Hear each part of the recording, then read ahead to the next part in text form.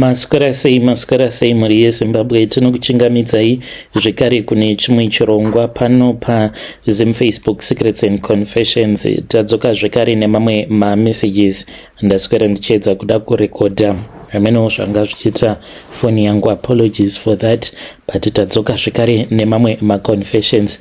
Kuri sei kwose kwamungava muri kumativi mana enyika matovapo here pachirongwa chedu chemasecrets nemaconfessions.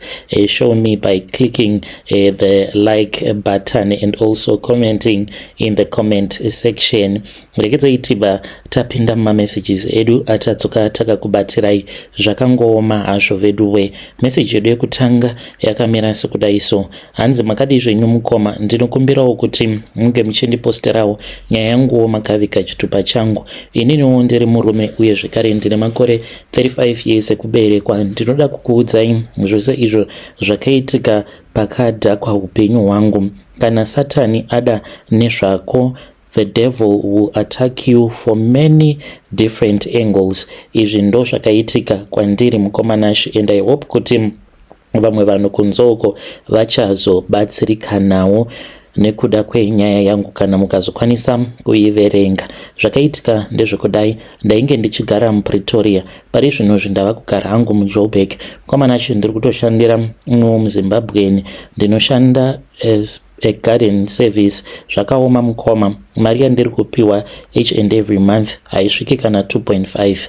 apa vamwe vandinoshanda navo vanopiwa mari yakawanda. Ndinotenda Mwari nekuti at least ndine chekubata. Ndiri kugara munonzi muDeepsloot. Pandainge ndichigara muPretoria ndainge ndichigara kumasuburbs. Upenyu hwangu hwainge huchifamba zvakanaka. Ndakabva kumusha ndokubva ndachizouya muno muSouth Africa. Ndauya muno muSouth ndakazotanga kuita basa rekudriver matruck. Saka pakambani patainge tichishanda takaita laki rekuti murungu wedu watainge tichishandira ainge ari muIndian. Akabva achizoenda kuAustralia. Akati aenda kuAustralia akabva achizoti umwe noumwe truck raakabata anofanira kuti ange achizoita cash in. Ainge aine mari dzaainge akatiudza kuti taifanira kuti tinge tichizoita macash in mari each and every week. Saka takabva tachizotanga kumhanya nemalocal loads.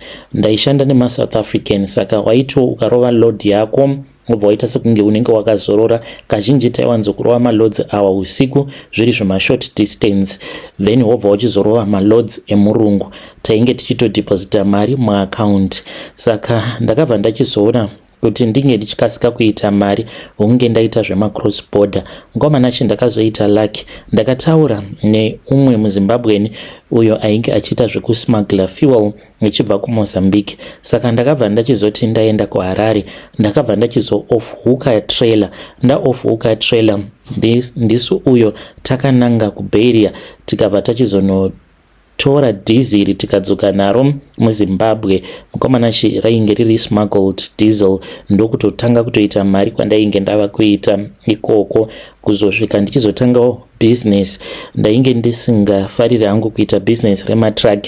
Ndakabva ndachizovhura supermarket. Saka ndavhura supermarket kudaro ndakabva ndachizotora hama dzangu ndikatanga kushanda nehama dzangu. Saka ndichishanda nehama kudaro ndakabva ndachizotora Tsano. Ndikangoti ndo pakatangira bongozozo rose ipapo. Saka Tsano vainge vari munhu ainge achitaurisa. Saka ndainge ndichizama kuti ndinge ndichibalanza kusaidi kwana madam, zvekare ndichibalanzisa nekudzinzawo kwandakaberekerwa kuitira kuti ndinge ndichibatsira vanhu vose nguva dzimwe chete. Saka mukoma ndakabva ndachizotanga kunzwa kuti kwainge kuine mareports ainge achibva kusupermarket ekuti Tsano vainge vaine kunyanyisa kuzvitonga uye zvekare Tsano vainge vachinyanyisa kutaurisa kuti ndinge ndichivadzinga.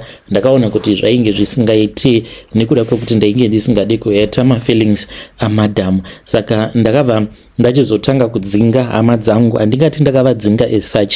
Umwe noumwe ndakabva ndachizomupa 300 US. Ndikabva ndati munofanira kuti munge muchitanga zvemabusiness zvenyu, ndichange ndichizokubatsirai. Ndakaona kuti tirambe takangoungana tiri panzvimbo imwe chete zvainge zvava kukonzeresa mutauro. Ndikabva ndati ndainge ndichazopa Tsano mari kuti vange vachizotanga business. Saka Tsano vainge vaine mari yavainge vainayo, ndakazoti ndavapa, handina kuzovapa hangu iri 3, ndakazonovapa iri 6. Saka ndavapa 6 vainge vaine mari yavo yavainge vagara vainayo. Vakabva vachizoya kumusina, tikabva tachizonosangana navo tikavabatsira, vakahodha zvavakahodha vakadzokera kuHarare. Zvinhu zvaizva zvakafamba mukoma. Within 2 weeks vainge vatomuka. Saka hama dzangu dzakaona sekunge ndainge ndapa Tsano mari yainge yakawandisa, ndipo pandakazogadzirwa ipapo. Ndakatorota hope hama dzangu dzainge dzakaungana dzakagara dare dzichindinyaya. Ndikatoona upenyu hwangu hwava kutotanga kutooma ndiriko kuhope ikoko. Sezvisinei mukoma, semunhu ainge achinamata mukufamba ndainge ndichitoudzwa. Saka ndaiti kana ndikapiwa zviprofita zvekuti upenyu hwenyu baba huchatooma zvekuti michasvika pakutoita garden boy, ndaiti ndikanzi ndichasvika pakuita garden boy, I could not believe it, because ndainge ndiine mari mukoma. Kana motikari yandainge ndichifamba nayo mazuva iwawo, upenyu imhindupindu hunoshanduka mukoma. In one day ndaitombofamba nemotikari, ndainge ndiine motikari dzainge dzakawanda, including Ford Ranger, Range Rover, uye zvekare neMercedes Benz iyo yandakazoti ndichidriver ndichienda kuMessina ndiine Benz. Ndikabva ndachizotakura mumwe murume nemukadzi. Vanhu ava pandakavatakura handina kunge ndakaziva kuti zvainge zviri zvipoko. Saka ipapo zvose izvi zvisati zvaiitika, ndainge ndichipiwa zviprofita izvozvo zvekuti ndainge ndichazotambura, zvekuti ndainge ndichazosvika pakutoita garden boy, ndichitofamba ndichitotsvaka basa muvanhu. It was very hard to believe nelevel reupenyu nekwandainge ndava. Mudzimai wangu ainge ava kutokwanisa kuzviendesa kuvacation, zvekuti unoita mari, mudzimai wako anoronga vacation nemafriends ake, voenda kuvacation. Hakuna kwaasina kuenda mudzimai wangu. Saka upenyu hwakati huchioma kudaro. Ndingangoti Satani ainge achindifudza. Ndinomwe mukadzi wandakazofambidzana naye. Mukadzi uyu ndisati ndasangana naye ndakarota ndichiita bonde nenjuzu, dzinova dziri hope dzakandivhundutsa kuti kusei ndichigorota ndichiita bonde nenjuzu, like what is really happening here. Saka pandakarota ipapo ndichiita bonde nenjuzu, zvakandinetsa mumwoyo mangu. Mukadzi uyu ndakazosangana naye kuDunlop, uko kwandainge ndaenda kunoitisa will alignment. Saka ndakamirira kuti motikari yangu vange vachipedza kuita will alignment, ndipo paakabva achizosvika nemotikari yake yainge yakanaka. Akati asvika ndokubva tachizongotanga kungotaura, because tainge takagara pareception area, tikatotanga kutokurukura tichitaura zvedu nyaya. Saka akandipa mafone numbers ake, akatongondipa mafone numbers ake. Ndava munzira ndichienda kumba, akandifonera. Dzimwe pfungwa dzakati mukadzi uyu unofanira kuti unge uchimubloga, but handina kuda kumubloga. Ndakazoti ndichazozviita later on, because ainge andiudza kuti ainge aine businesses twake twaainge achiita. Saka I was very interested mazviri. Ndoguredzwa kwandakaitwa nemuvengi. Ndakazotanga kudanana naye mukadzi iye. Zvose zviya zvekuti ndainge ndakamborota ndichiita njuzu, handida kuzomboita basa nazvo. Zuva randakarara naye mukoma ndo zuva rakadhakwa upenyu hwangu. Takati tapedza kuita bonde, tichangopedza kuita bonde, ndine vision yandakangoona. Ndakaona munhu akandidzipa. Munhu iyeye akati andidzipa ndokubva achizotanga kudzika neni pazasi muzasi makadzikadzika megungwa, zvinova zviri zvinhu zvakandishamisa. Saka ndakati ndichisika naye bonde mukadzi iyeye ndakaita yavanoti erectile dysfunction, ende ndakatambudzika kuti ndige ndichimuita penetration, because zvainge zvichitoramba. Sikarudzi yangu yainge isina kana simba. Takazotoita zviya zvekutomanikidzira, but mukati make ndakati ndichirara naye ainge akaita kuti tono. Saka ndakabva ndachizoti ndapedza kurara naye, I started regretting kuti zvinhu izvi zvaitika. Sei ndiri kuregreta? Why ndaona vision? I did not want to disappoint him. Ainge akanaka uye zvekare ainge aine mari dzake, so I wanted to connect me. Ndakabva ndachizongonyarara zvangu.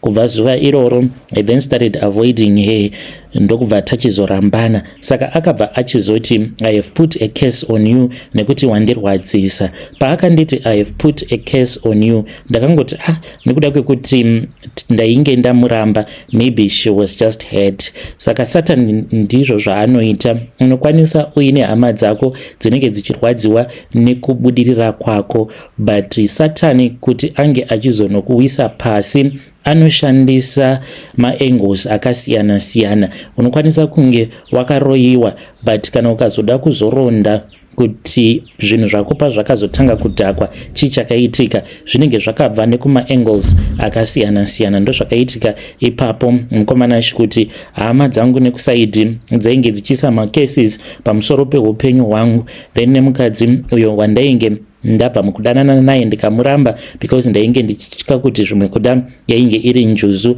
akabva achizoisa makesi pamusoro peupenyu hwangu. On top of that ndikabva ndachizosangana nezvipoko zvandakapika up when I was going kuMessina. Saka ndakati ndiri munzira ndichienda kuMessina, ndopandakaona imwe couple ndainge ndisingazivi kuti they were a couple, vainge vakamira pahiking spot. Saka ndainge ndichitora hangu mari dzema-toll gate, not kuti mari ndainge ndisina, but kuda kungoitawo budget, ndo yakandiurayisa budget iyoyo. Pandakaona vanhu vaviri dzainge dziri kuma past 6 but kunze kwainge kuchiri kwakachena, ndakamisa motikari yangu, vakabva vachizomhanya vakauya vakakwira motikari, ndobva tatanga kukurukura. Ndakavaudza kuti ndainge ndiri munzira ndichienda kunodhindisa passport yangu sezvo permit ndisina. Vakabva vachizondiudzawo kuti naivowo vainge vari munzira vachienda kunodhindisa mapassport avo. Ndakafara because vanhu ava ndakavapika up ndichangobuda muPretoria. Saka takafamba tose mukoma. We drove from Pretoria tichinosvika muMessina. Takati tava kuda kupinda muMessina, ndo pandakaona kuti mumotikari makangobaka chaedza. Pandakatarisa kumashure, because vose vari vaviri vainge vakagara kumashure, pandakatarisa kumashure ndo pandakaona kuti kumasiti kwainge kwakagara vanhu vaviri, but ainge ari mabhonzo zviskeleton, asi zviskeleton izvi zvainge zvichipfuta moto. Komana shandisi kuti ndakapona sei, because ndakabva ndachizoita accident ndikanobondera pamuti. Ndakazomuka ndava kuchipatara. Passport yangu yakazotoita zvekutodhindisiwa muMessina pamaoffices eHome Affairs because ndainge ndava muchipatara nekuda kweaccident yakaitika. Ndakavhunika gumbo rangu rekwa left.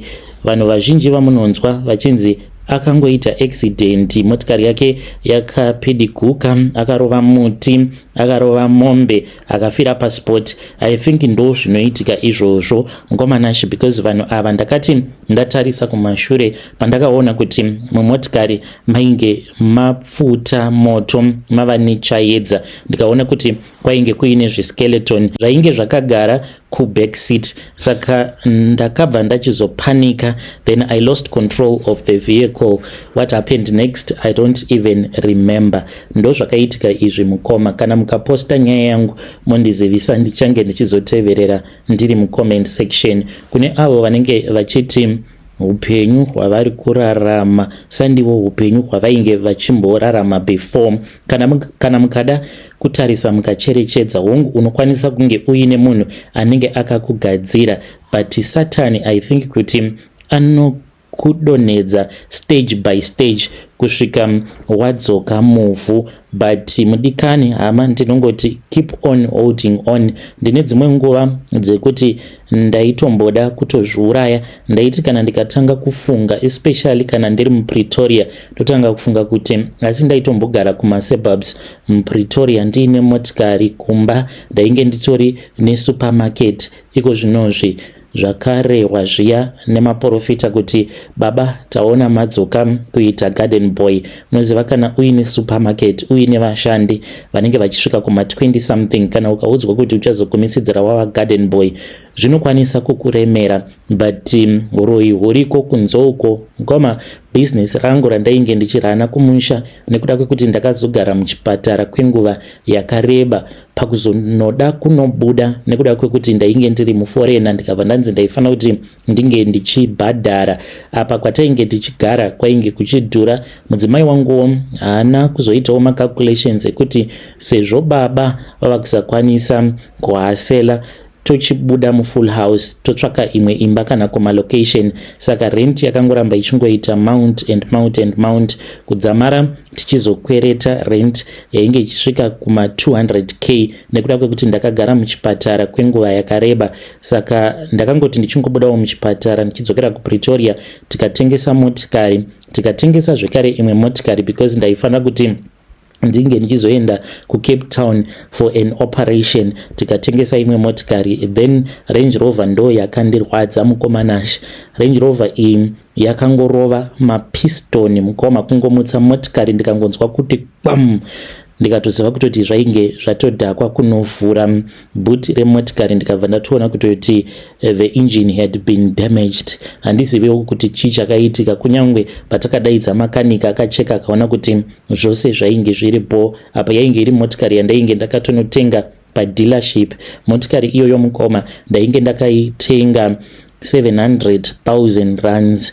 Ndainge ndiine umwe ainge achida kutoitenga, handingakuudzii zita rake, ari kumusha, but mutambi uyu webhora ainge achiida Range Rover iyoyo. Ndaingoverengera ndichiti ndichazoenda nayo. I made a huge loss mukoma, and kutanga kugadzirisa Range Rover engine kuiendesa kuengineering, mari dzatakaudzwa takazogumisidzira tazotengesa Range Rover iyoyo at a scrap price, zvinova zviri zvinhu zvinondirwadza. Takaenda tikanoitengesera umwe mukaradhi iye ainge achitoshaina mukomanashi, achitokuvhairira apa uchitomutengesera motikari nyama, just that yainge yakangorova mapiston. I'm sure kana kuri kunzi vakazoigadzirisa motikari iyoyo akaitengesa kana zvekuma 600 or 500,000 rands because it was still in good shape. Taingoishandisa kana tichienda kumba nemamwe maerrands. Ndo zvakaitikawo kwandiri. Handizivi zvimwe kuda Mwari vane zvimwe zvavakandichengetera. Ndaitomboda kuzviuraya but ndakazoti ndatarisa vana vangu ndikabva ndati asinai Mwari, kana ndikazviuraya then vana vangu chii chichazoitika kwavari. Saka I'm just hanging on mukoma, I'm trying by all means kuti ndinge ndichingoshingirira. I hope kuti I'll make a breakthrough one day. Vedare ndo message iyo yandakatumidzirwa ichibva kuna pakaipa ichibva kuna mukoma vedu. Ngatizamei kuti tinge tichitaura navo mukoma vedu ava mucomment section. Zvakangooma hanzvo vedu we, hanzi I'm still waiting for a breakthrough. Pakaipa. Pane imwe message iyo yandakatumidzirwa ichibva kuna mukoma vedu avo vari kuti hanzi ndiri kuZambia. Hanzi makadii zvenyu mukoma, ndinokumbirawo kuti munge muchindiposterawo nyaya yangu makavika chitupa changu. Pari zvino ndiri kuZambia but I am from Mozambique. Chandiunza pano ndine mwana wangu uyo wamuri kuona uyo. Mwana wangu aripo papicture randakutumidzirai ari kurwara, saka ndanga ndafunga kuti ndinge ndichienda kun'anga.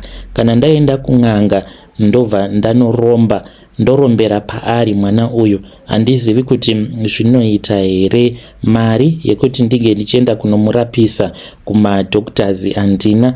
kuZambia ndakatouya kuno kune mukadzi wangu, tiri kutogara pamba pevamwe sekuru avo vari kuda kuedza kutibatsira, but mwana ari kurwara. Zvinonzi ane bundu riri musoro make. Bundu iri hanzi kana rikaramba richikura richazogumisidzira rasangana nepfungwa dzake, saka anobva azofa. Ndine vamwe sekuru avo vandakataura navo vanogara kuTete, vari kuti vanoda mweya wemwana mudiki, vanokwanisa kundipa mari. Ndodzokera here kuMozambique ndonotaura navo, ndovapa hangu mwana wangu vange vachiita zvavanoita naye, vondipa mari, vondirombesa. Vedare ndo message iyo yandakatumidzirwa ichibva kuna mukoma vedu. Ngatizamei kuti tinge tichitaura navo mukoma vedu ava mucomment section. Zvakangooma hazvo vedu we. Let us try to assist our brother in the comment section. Ngatisanganei zvekare mune zvimwe zvirongwa zvinotevera.